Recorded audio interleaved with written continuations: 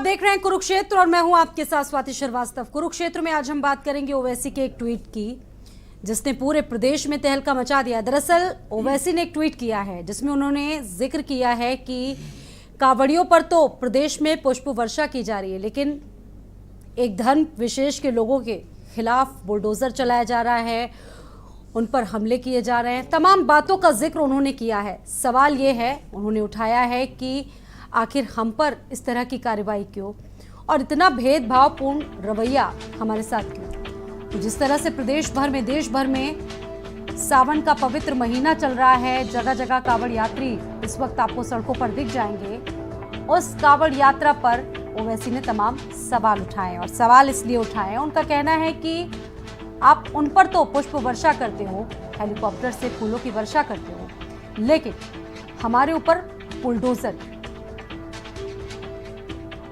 तो कांवड़ पर लगातार सियासत बढ़ती जा रही है। आपत्ति ओवैसी को इसलिए है कि कांवड़ियों पर फूल बरसाए जा रहे हैं, लेकिन अल्पसंख्यकों की धार्मिक आजादी को छीनने की कोशिश कर रही है सरकार। ओवैसी खफा हो गए हैं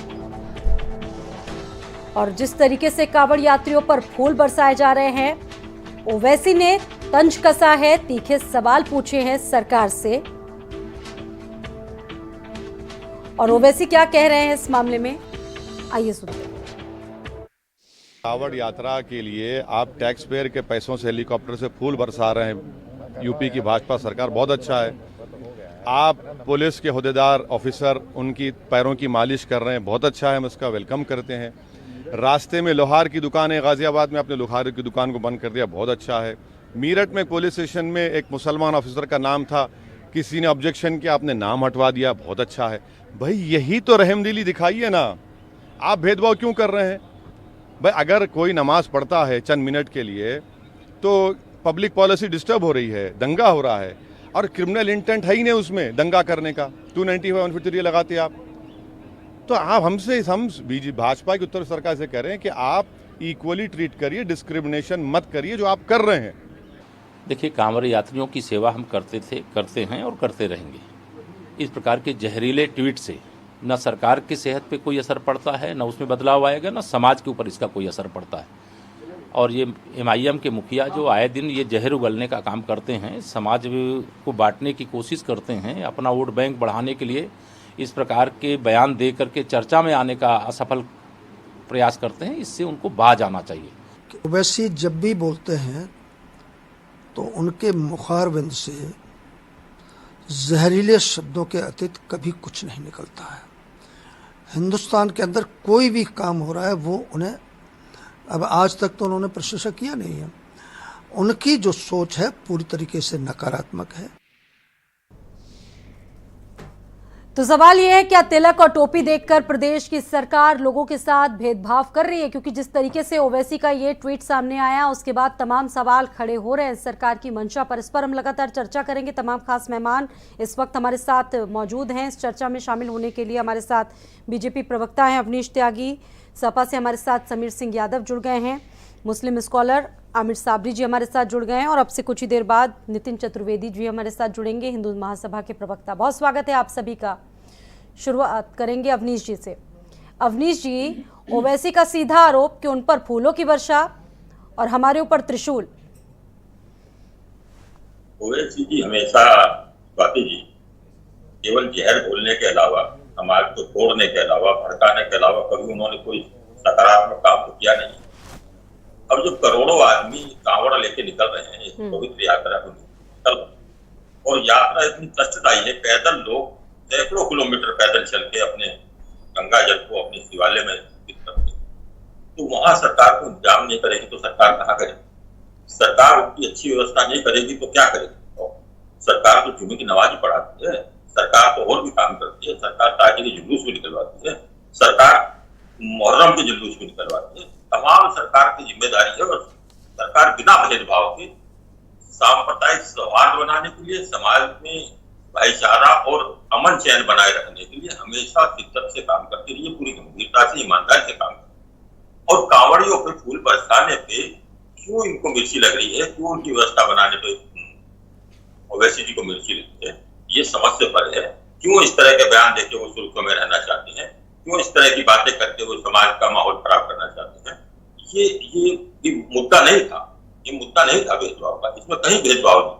सरकार बराबर काम कर रही है, सरकार केवल लेकिन मुस्लिमों की धार्मिक आजादी तो आपने छीन ली, उन्होंने ये भी गंभीर आरोप आप पर लगाया है। सार्वजनिक जगहों पर वो नमाज नहीं पढ़ सकते, इक्का दुक्का अगर पढ़ लेते हैं तो बवाल मच जाता है देश भर में। स्वाति जी, सार्वजनिक स्थानों पे सारे कार्यक्रमों पे, क्योंकि कावड़ यात्रा रास्तों से निकलती है तो इसलिए रास्तों से निकल रही है। सार्वजनिक स्थानों पर जो हनुमान चालीसा पढ़े उनको भी रोका। जो लोग ये हल्ला मचा रहे हैं, नमाज का ढोंग कर रहे हैं, नमाज नहीं पढ़ रहे हैं, वो खामेखा माहौल बिगाड़ने के लिए जिस तरह के वीडियो सामने आए हैं, जिस तरह की चीजें सामने आ रही हैं, वो नमाज के बजाय वो माहौल बिगाड़ने का काम ज्यादा ऐसे लोग कर रहे हैं। वो शरारती तत्व हैं, उनको नहीं रोका जाएगा तो कैसे काम होगा। जो लोग मस्जिद में नमाज पढ़ रहे हैं उन्हें क्या दिक्कत है। सारे ईद का त्योहार हो, कोई रमजान रहा हो, कोई मौका रहा हो, बहुत शांतिपूर्ण तरीके से और बहुत आराम से और बहुत सौहार्दपूर्ण तरीके से मनाए गए हैं प्रदेश। ये अपने आप में मिसाल है। केवल ओबीसी को ये पसंद नहीं आ रहा है कि क्यों नहीं, उनका आरोप है कि चुन चुन के आपने कार्रवाई की। आप एक तरफ लोगों के लिए ट्रैफिक डाइवर्ट कर देते हैं, देखिए फूलों की वर्षा की जाती है, और दूसरी तरफ आप दूसरे लोगों के लिए बुलडोजर चलवा देते हैं। नाराजगी बहुत है। जो अवैध काम कर रहे हैं बुलडोजर उन पे चल रहे हैं। बुलडोजर को धर्म से नहीं जोड़ना चाहिए। जो अवैध कब्जे करे हुए बुलडोजर उन पे चल रहा है, उसमें कोई धर्म जात नहीं देखा जा रहा है। ईदगाह पे नमाज पढ़ी जाती है तो उसके लिए भी उसको यातायात को व्यवस्थित करने की व्यवस्थाएं की जाती है। सारे काम होते हैं। ये इस तरह के आरोप जाती है, ये पूर्वाग्रह से ग्रसित है और केवल क्योंकि उनको उत्तर प्रदेश के मुसलमानों ने भी उनको पसंद नहीं किया है, इसलिए ओवैसी जी उनको भड़काकर उनको माहौल उनका बिगाड़ने की कोशिश कर रहे हैं, उनको समाज से काटने की कोशिश कर रहे हैं, जो बहुत दुर्भाग्यपूर्ण है। ओवैसी जी को अपने जहरीले बयानों पर पूरी तरह से रोक लगानी चाहिए। पूरी तरह से उनके समाज के लोगों को उनका विरोध करना चाहिए कि ओवैसी जी चाहते क्या है।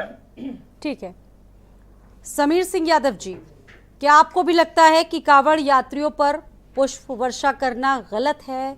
समाजवादी पार्टी का क्या कहना है इस मामले पर?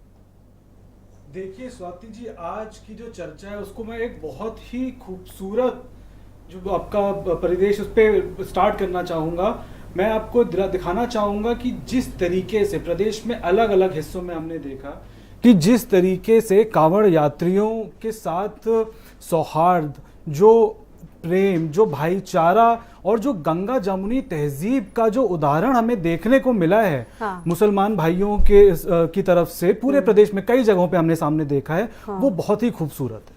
जिस तरीके से हमने देखा कि एक इतना जो हमारा इस समय जो माहौल इस समय हो रखा है, उसके चलते एक ताज़ी हवा का काम देखने को हमें मिला है। जो भी मुसलमानों ने कांवड़ यात्रियों के लिए जगह जगह पे उनकी खिदमत करी है, उनके पाँव, उनके पैर देखे हैं, उन पे पुष्प वर्षा करी है, तो वो बहुत ही खूबसूरत। लेकिन ओवैसी ने तो भड़का दिया ना लोगों को। जी देखिए, ये इसीलिए मैंने इस बात से स्टार्ट करा कि देखिए ओवैसी जी ऐसे बयान पहली बार नहीं दे रहे हैं। ओवैसी जी या फिर कोई भी ऐसा पॉलिटिकल लीडर या कोई धार्मिक गुरु ऐसा कोई बयान दे जिसके ऊपर एक धार्मिक उन्माद पैदा हो, उसके बजाय जब जनता में से ही ऐसे लोग निकल के आए जो कि उसके विपरीत एक उदाहरण पेश करें, यही बहुत खूबसूरत बात है। और इसी के चलते हमारा देश आज वहां पे है जहां पे आज वो है, जो विश्व भर में जो हमारी जो गंगा जमुनी तहजीब जो प्रसिद्ध है, वो इसी उदाहरण के चलते ही प्रसिद्ध है।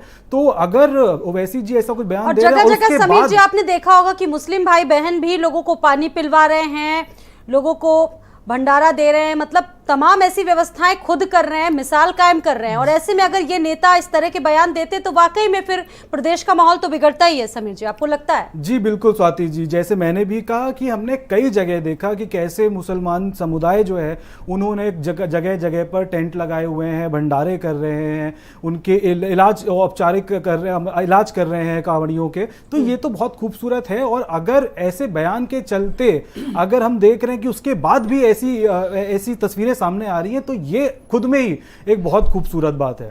रही बात जो ओवैसी जी का बयान है, तो देखिए स्वाति जी, दो बातें हैं इसमें। पहला जो ओवैसी जी ने बोला, तो देखिए ओवैसी जी को समाजवादी पार्टी तो कम से कम उनके बयान नोटिस नहीं करती है।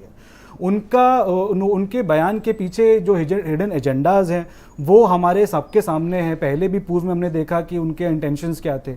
उसके बाद कई हमने ऐसा भी नोटिस किया है कि वो भारतीय जनता पार्टी की बी टीम की तरह काम कर रहे हैं। तो एक तो बहुत कंफ्यूजिंग है उनके खुद के जिनको बताते हैं कि जिस समुदाय के वो मसीहा हैं या जिस समुदाय को रिप्रेजेंट करते हैं, वो खुद ही कंफ्यूज रहते हैं कि ये आखिर ओवैसी जी करना चाह क्या रहे हैं। तो इसीलिए मुझे लगता है कि उनके बयानों का असर हमें देखने को कम मिलता है और ये बहुत अच्छी बात है।